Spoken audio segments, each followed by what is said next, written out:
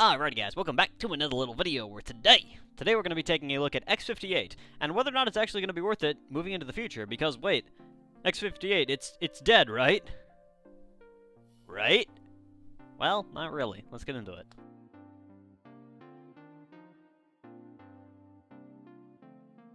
Okay, so what is X58? I honestly, I'd kind of be surprised if you clicked on this video and you didn't know what X58 was, but X58, for those of you who don't know, is the LGA 1366 socket, aka Intel's first generation of high-end desktop CPUs. Now, they had the Extreme line of CPUs beforehand, but they had never had a high-end desktop-specific line of CPUs.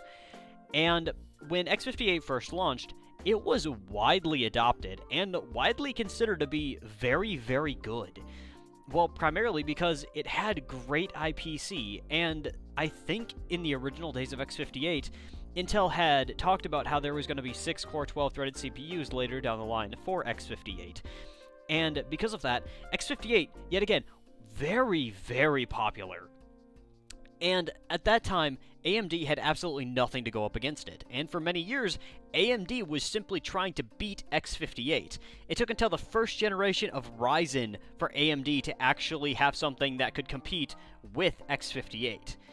And because of that, X58, for many, many years, people have considered to be the best value-for-money budget gaming PC platform to be getting into. And in the last year and a half-ish, people, for some odd reason, have kind of turned away from X58, looking at more things like Ryzen. Primarily because, oh, Ryzen is so cheap and so much value for money. Not really, but I guess I'll show you guys that later. And there's been kind of a lot of questions moving on with X58 about, like, is it actually going to be something you want to pull into the future? And people constantly have said to me, oh, well, it might be good this year, but by the end of next year, it's simply not going to be worth it. And by the end of 2021, I think what I had said at the beginning of 2020 still holds true. Well, it doesn't do everything perfectly, it can still do a lot, and the value for money is definitely there. So, let's talk about it, shall we? Okay.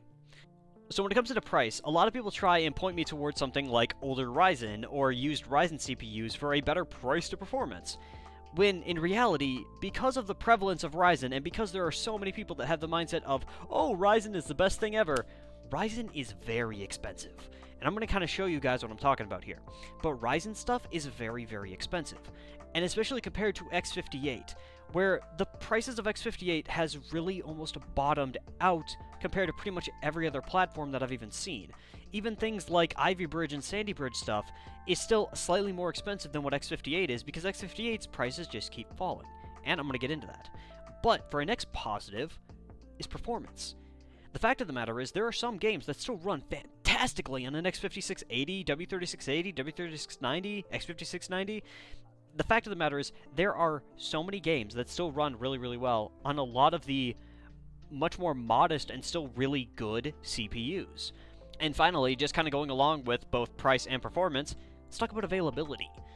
Because what does it matter if you can't buy it? Well, that's the same excuse with Ryzen. What does it matter if it's more powerful if you can't buy it? And let me tell you, X58, yeah, you're going to have some availability. You're going to have just a little bit. Let me show you about that. Okay, but before we actually start looking at prices or anything, let me talk about a few negatives. Because I don't want to paint X58 in this light of the greatest platform ever, never go against X58, because there is a few issues. Primarily, AVX instruction set. Every year, there is going to be more and more games that are released that simply that you can't run on an X58 PC due to the AVX instruction set. One of the games that I think is most pronounced with that is, or one of the newest games that has that issue is Battlefield 2042, which is releasing today. And that game cannot be ran on an X58 PC because of the AVX instruction set. And I'm not sure if it has AVX instruction set all the way through, or if it's just like one check right in the beginning of the game, but you can't even boot into the menu with a X58 PC. And truthfully, that's probably the biggest issue when it comes to X58, because there are still a lot of games that will run fantastically on this system, even games that the system should be able to run really well, that because of the AVX instruction set, simply doesn't run. But yet again, that's kind of one of those things that's the biggest or the biggest downside of X58. The next biggest downside, and this is going to surprise some of you, but is the motherboards. Anything that was like Asus, MSI, EVGA, Gigabyte, ASRock, all of those main manufacturers of the motherboards that you would put inside of a standard ATX case, don't buy. I'm going to make this plainly, bluntly clear. They're a trap. I own multiple broken X58 motherboards that were either broken when I bought them or broke shortly after I bought them because of extreme use cases or because people back in the day used them way harder than what they should have, and because of that essentially caused them to break. Every single time I talk about X58, everybody's like, oh, I want to get an overclocking motherboard. No, you don't. They are traps. They are more headache than what they're worth. And if you want to overclock an X58, buy a W3680 or a W3690. They are slightly more expensive, but you'll be saving yourself money in the long run because you want it to replace your motherboard, most likely. And buy something like a Dell Precision T3500 because that will simply be your best option when it comes to having an X58 system that is slightly overclocked. Speaking of things, my daily driver is still an X58 PC. It is the Dell Precision T3500 with a W3680 with a slight overclock up to 3.8 GHz. It's got 12 gigs of DDR3 XMS3 Platinum heat killers, so like Dominator style RAM that was before Dominator, and it's really fast. It's 1333 CL7, so that runs really cool. Then I've got a whole bunch of Noctua Redux fans and a GTX 980 Ti with a 1TB SSD running the whole thing. Just wanted to add that in there because I know someone's going to ask about like why I make the claims that I'm going to make in the later part of this video. But okay, so there are good and bad sides to X58, and that is just the truth. But here's why I still think that it's kind of worth it. If we hop over to eBay and look at X58 motherboards, you can see here that, well, the motherboards are still prevalent, but kind of on the expensive side. Now, the Chinese motherboards, which, believe it or not, I highly recommend, they will give you the best performance per dollar, and they are by far the most stable, simply because they use very stock standard, very stock basic parts. AKA, it's got a 1 gigabit Ethernet port from Intel, it's got a dual channel RAM, it's got a slot for a single graphics card, nothing super fancy. The audio is just a basic Realtek audio thing, and the chipset is typically a C600 or a I think it's C600 typically on these motherboards. But like these Chinese motherboards, I kid you not, I have had no issues with the entire time that I have used them. Now, they are not going to be for overclocking. You will not get much overclocking headroom out of these things, even with an unlocked CPU. The VRMs and the North bridges of these things are not built very well. But with that being said, assuming you just want to buy a motherboard, drop a CPU in it, and go, these are your best options. Well, there's also other options too. Instead of buying one of these originally manufactured motherboards that are bound to have issues, buy something like a Dell Precision T3500. And this right here is what I'm talking about. This is a tower that has been on sale for over a week. It is a W3530, 6 gigs of RAM, a 1TB hard drive, and Windows 10 Pro. Well, it doesn't sound at all too fancy, but then when you consider it's a buy it now price for $50 and shipping to $26, that puts that at, what is that, just under $90 for a complete tower? And let me tell you, that one's not even all that uncommon. Here's another one. Oh, that's not the right one. Here's another tower. Now, this is a different tower, but still, same price. Moving forward, got another one here. We got another one here. We got another one here. We got another one here. You guys can see this. They are under $100. Or you can buy the refurbished ones, which I don't actually recommend because they're way overpriced. You can buy them for relatively reasonable prices. And yet again, I gotta say this time and time again, these computers are freaking fantastic. And they take standard ATX power supplies. And I've done videos. If you guys want me to do another video on fully building out a T3500 because I love these things so much, I've owned multiple of them, I have built multiple of them, and I never regret using it, truthfully.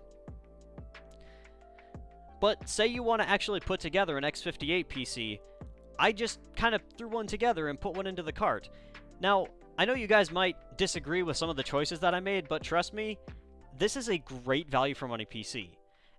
A Chinese X58 motherboard, a $21 X56 80, and I'll go over to CPUs so you guys can see what I'm talking about, 16 gigs of DDR3 ECC registered memory, which will work with this CPU and this motherboard. By the way, check compatibility before you buy ECC memory, because it's only the X56 series and X55 series that work with ECC registered memory. The W36 and W35 series do not.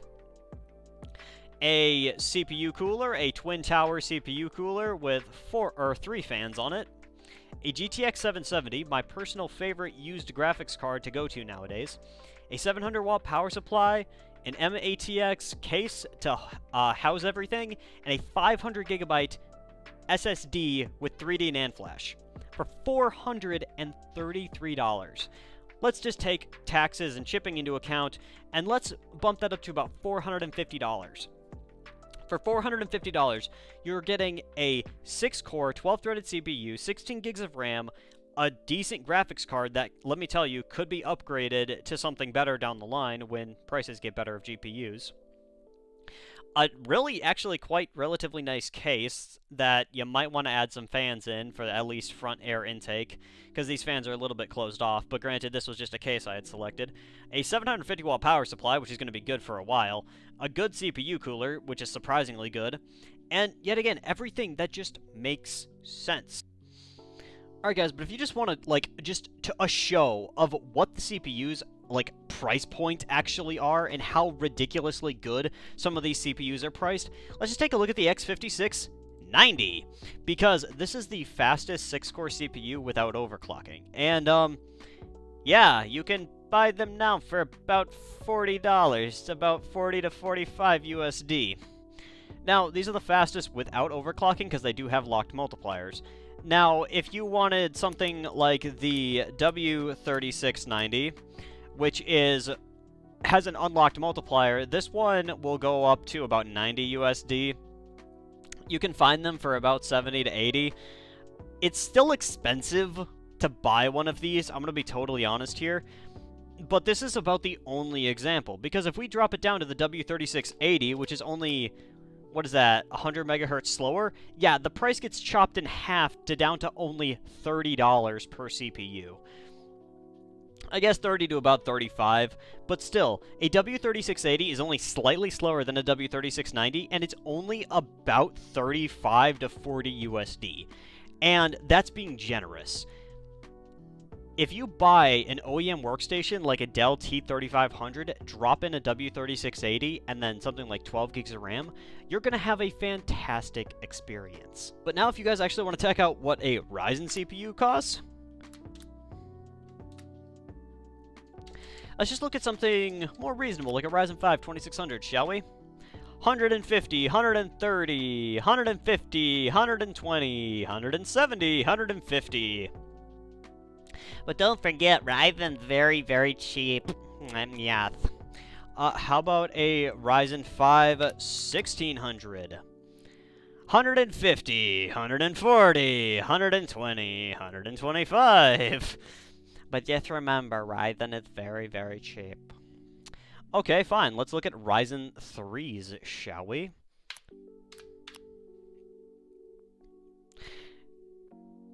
What? What? I searched Ryzen 3 and it shows me a Ryzen 5. Okay. Ryzen 3, 115, 100, 115, 110, 120. Ryzen 3, 3300X, $239. But guys, just remember, Ryzen is very, very cheap. Shoot me. This is what I'm talking about, guys. Ryzen is not cheap. Ryzen is not value anymore. The thing is, everybody has this common conception that Ryzen is super good value for money. The Ryzen 3 3300X, if you watch review videos, that was supposed to be, I want to say, MSRP, like a $100 CPU, and the Ryzen 3 3100 was supposed to be like a $90 MSRP CPU. You can't buy them for under $200 nowadays.